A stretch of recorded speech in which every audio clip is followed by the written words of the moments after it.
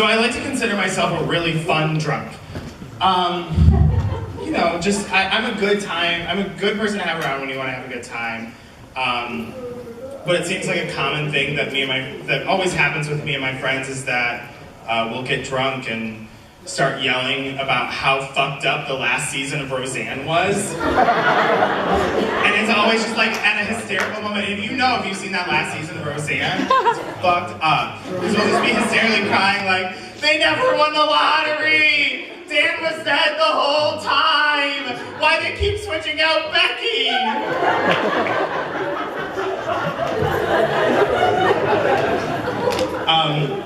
I also have this problem, I don't want to say problem, but a fun quirk, that I like to lie to people when I'm drunk, because other drunk people will believe anything. I like to tell people I did a 3-year stint in Cirque du Soleil. And I would just be like, yeah, right out of high school, I went and did Cirque du Soleil, and I was an understudy, and I was doing the silks, and I hadn't gone on for a couple months, and when you're doing the silks, you're supposed to do hand over hand, not hand under hand, and I fell 20 feet from the stage and broke both my ankles. And at that point, they're just like, whoa. And I tell them, yeah, so I had to like heal my ankles, and it was going to be a really long time until I could get back on stage, so I decided to come to Western, and since I broke my ankles, that's why I'm fat now. They believe it. Another thing I like to do is I like to tell people I can read palms. And I've had like lines in a party, like just like a line out of a party door, like just people wanting me to read their palms. And I'll tell them just very general things like, you're gonna have 2 kids, you're gonna get married at 30, your career's not really gonna take off till 35, you're gonna have cancer. And I tell every single person I tell them they're gonna have some kind of illness, but I preface it with like, oh, but you can just go to the doctors. Just get checkups all the time and you'll catch it. Or let's just like eat right, exercise more. So I'm just like, you know, I'm a health advocate, just telling people to, you know, change their health plans. I think that's really good of me though. I also lie to people and tell them that I'm Amish and I'm on Rumspringa. Because it seems like the only way that someone like at a bar will buy me drinks. And it works. I don't really feel bad about making fun of the Amish because I don't think they're going to find out.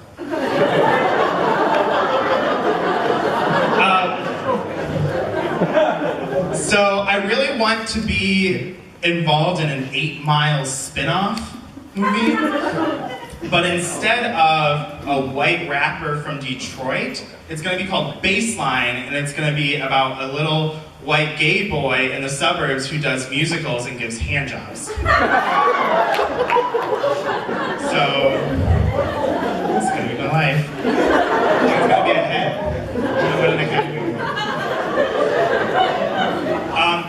Thanks everyone for coming out. I really appreciate it. Like, this is a great turnout. We're sold out. Yeah, thanks all for I'm sorry if you're missing Scandal tonight. I know I'm really upset that I'm missing Scandal, but I'm gonna let you know what's pretty much gonna happen. So it's gonna be like, it's gonna start and it's go click, click, click, click, click. That's how they do the transitions all the time.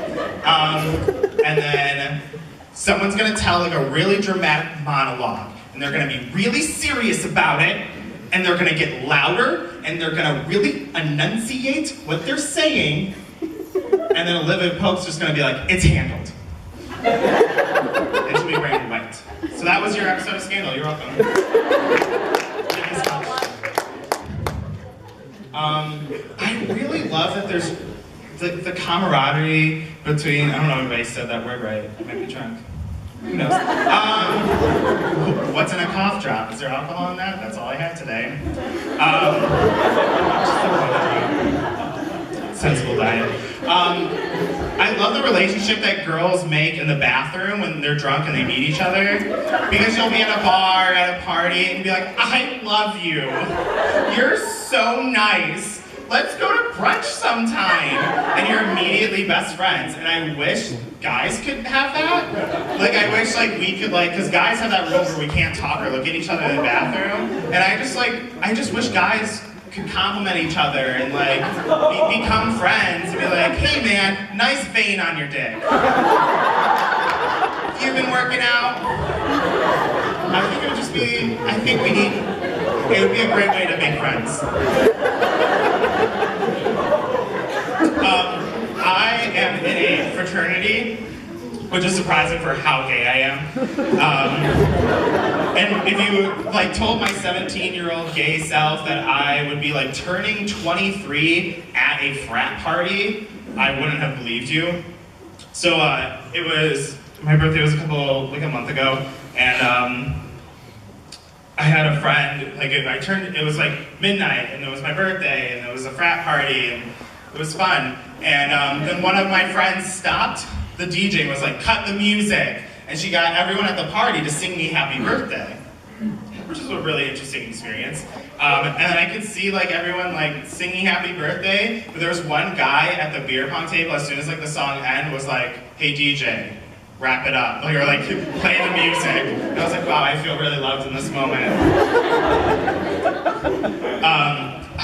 My fraternity brothers are so sick of my shit that like I just like harass them all the time, and I just never give them a break. And harass, not haze. I don't want to do anything hazing anyone. That's bad and illegal, and we don't do that. I'll be, because I walk to campus, one of my, like, our fraternity brothers would be nice and be like, hey, do you like need a ride? Like I'm heading like back to the house or heading to campus. And I'll just be like yelling, I'll be like, what sir? What was that? That's $500. $1,000 if you want me to do that weird stuff with my toes again. And then they just drive away. Somehow I got roped into doing intramural soccer, which once again, fat guy should not be doing soccer. And at that moment I was like, wow, I really wish someone would have signed up Air Bud. Like that would have been my saving grace, because I feel like there's like the kid in the movie Air Bud that was like, wow, I'm so upset that I got replaced by a dog. I'm not good enough to be on the court, but a dog is. And that person's probably really upset, but I would be grateful. I would welcome that dog and be like, thank you, let me sit down. Yeah, living with a bunch of straight guys is like really weird. They're the worst. Just like weird. And I noticed that they like, when they'll talk about women and like, oh, I really like dimples, or I really like nose piercings, or lower back tattoos, and just like little like characteristics or things that like, they're like, oh, I find this attractive. And I was like, why do you find it attractive? Like, please explain further. And they're like, oh, I don't know, I just like think it's cute. And I realized that they just want to see what their jizz looks like on it. So next time someone gives you a compliment, just think, do you actually think I have nice eyes, or you just want to see what my jizz looks like?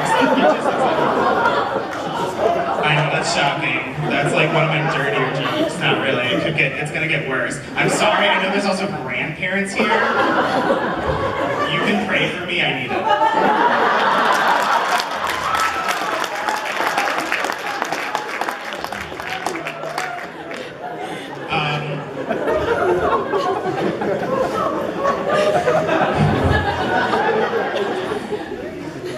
Also, hi judges, hello. I know some of you I met today, or previously.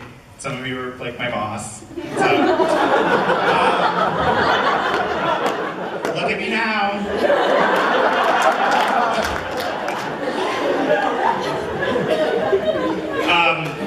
So, I have a really, let's just keep on with the sex. That's really inappropriate. So, there's this guy I like to refer to as flaky trade. It's infamous. Where like trade is a term that's like, oh, that person's hot, they're trade. That's like a potential sexual partner. That's like gay. If you ever wanted to know what trade is.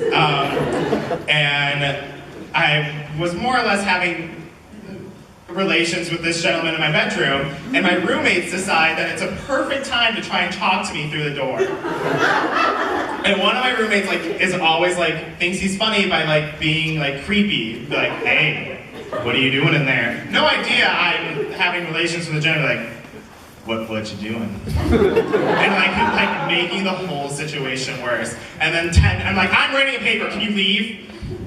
And then 10 minutes later, my other roommate comes up and he's like, hey Brendan, what's going on? And I'm like busy. Like, please leave.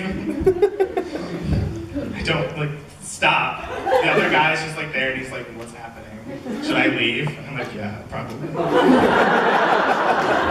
It's also bad, like, after you have sex and you like are in a public place and they like someone can like a gas station attendant can tell like you just had sex. Like I'm trying to buy a breakfast sandwich and like this one was like, you just look like you gave a blowjob. And I'm like, thanks Mary Beth, and you leave. I had a really great chance to go to a wedding in November for two of my great friends, and God, weddings are fun. Because just weird stuff always happens. Where one of the groomsmen, after the wedding, we went out to bars, and one of the groomsmen brought back a townie to the hotel, which is always bad. If you're like somewhere else, don't fuck a townie. You never do that. And he brought her back to the hotel, and he like gave her cab money, so like in late nights we should get home. Everyone was checking out that morning, and she was still there, waiting in the lobby, and she like waited for the complimentary breakfast. That's something I could totally buy into, because if I'm gonna go like have sex with someone in a hotel, I want the complimentary breakfast in the morning. I don't know about that life. I also have a friend that she was making out with like the best man on the dance floor. Totally did not just look at that person right now. And she was having a good time, and she came up to like multiple people on the dance, and she's like, I just made out with Chris. And I was like, we know. We were all watching.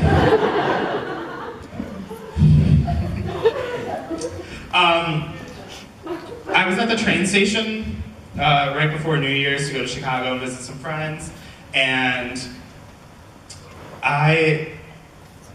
this story is gonna sound weird, but I got touched by a priest, and not in like the scandalous way, but in like the way where I was sitting there. I look to my left and I see a priest, and I'm like, oh, it's a priest. He's wearing like the neck thing or whatever.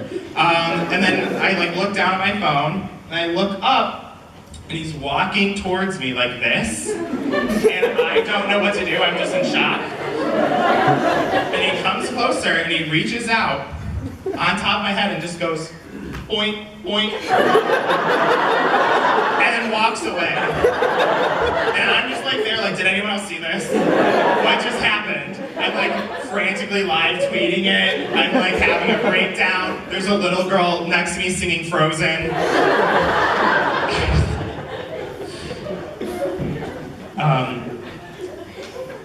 I have a character that I like, and it's a drag character, and I like to dress up as her whenever I can. Her name's Fifi Fellatio. She is a butthole bleaching expert, and she's on the cheap. She uses Crest white strips, and she just can get you to that perfect medium rare color. Half of you were there, half of you were like, that's the weirdest shit I've ever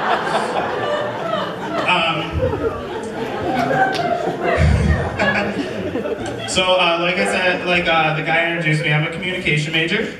And I feel like in my communication classes, they've always said like, you never know when your next job's gonna come from. So always network, meet new people, go to conferences, go to meetings, go be involved and meet new people. You can get a job or an internship out of it. Which reminds me, the last time I was networking, it was like 4 a.m. in a Denny's bathroom. I was filleting a gentleman. And, yeah, good times. So just so you know, the cops aren't gonna believe you when you tell them you were networking in the bathroom. And also when they ask you like, oh, you said you were networking, what kind of like internship or job you thought you were gonna get out of that, don't say a Grand Slam sausage. Thank you. If you really liked me, my name is Brendan Shaw. If you did not like me at all, my name is Brendan Duffy. So.